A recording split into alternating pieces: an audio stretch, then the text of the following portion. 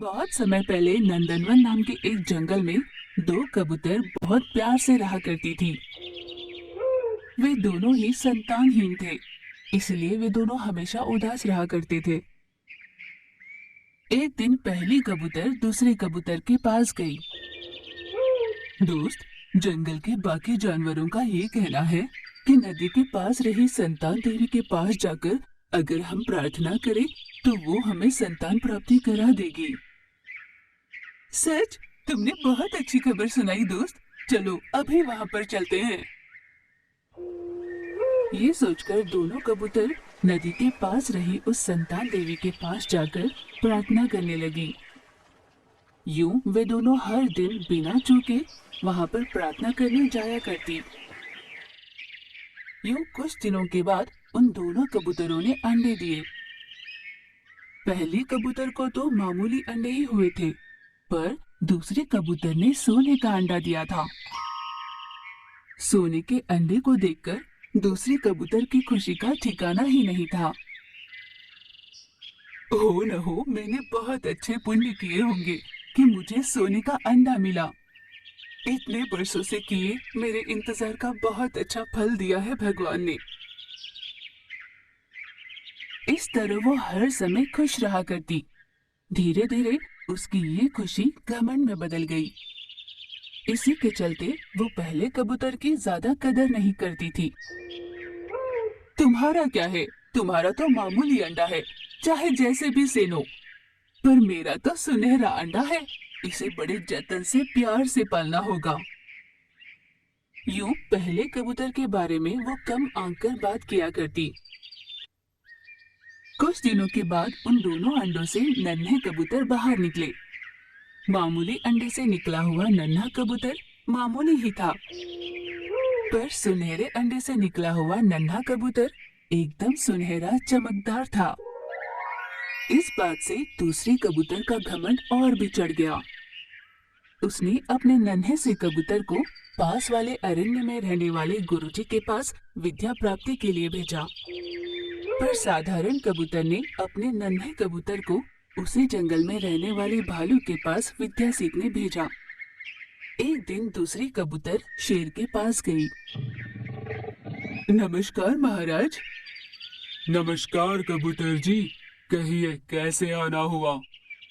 वो कुछ नहीं महाराज। महाराज, आपने मेरे सुनहरे नन्हे कबूतर के बारे में तो सुना ही होगा। हाँ सुना है, बाकी जानवरों ने आकर मुझे कई बार बताया। वैसे सुना है तुमने उसे पास वाले अरण्य में पढ़ाई के लिए भेजा है? हाँ महाराज, जैसे ही उसकी विद्या पूरी हो जाएगी उसे आपको अपने पास मंत्री पद पर रखना होगा। हाँ जरूर, क्यों नहीं। हाँ जरूर, क्यों नहीं। ऐसे शिक्षितों का मेरे पास रहना जंगल के लिए और मेरे लिए भी बहुत अच्छा है। ऐसा ही करेंगे। इस तरह दूसरे कबूतर को उसने हामी दी, पर साधारण कबूतर उसे जंगल में रहते हुए विद्या प्राप्त कर रहा था। अपने साथी जानवरों और पक्षियों से उसने अच्छी दोस्ती बढ़ाई थी। बड़ों का आदर करना ये वो अच्छे से जानता था। एक दिन दोनों मादा कबूतर आपस में मिलने आए। दोस्त, बड़े दिनों बाद मिलना हुआ, कैसी हो तुम? मैं बहुत अच्छी हूँ, तुम कैसी हो? हाँ दोस्त, मैं बहुत अच्छी हूँ। सुना है तुम्हारा नन्हा कबूतर पास वाले अरण्य में विद्या सीखने गया है, कैसा है वो? हाँ, उसका क्या है, वो तो बहुत बढ़िया है। तुम्हारे जैसा साधारण कबूतर जना होता तो उसे इसी जंगल में पढ़ाना पड़ता, पर वो सुनहरा कबूतर है, उसे बाकियों की तरह भला कैसे बढ़ाती? इस तरह बड़े घमंड से बात करने लगी।